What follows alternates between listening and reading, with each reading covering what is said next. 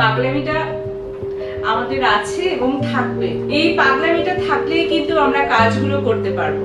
চা সঙ্গে আড্ডা, ঐতিহ্য আর আধুনিকতার মেলবন্ধনে আড্ডা, সঙ্গে অবশ্যই সোনালি দেখতে দেখতে 10ম পর্বে পদার্পণ করলো। আজকের আড্ডা ঘরে আমি যাকে আমন্ত্রণ জানিয়েছি তার কথা তো আমি অবশ্যই বলবো এবং তার সঙ্গে কথা বলবো। কি নিয়ে কথা বলবো সেটা তো আপনারা দেখতেই পারবেন আড্ডা চলাকালীন।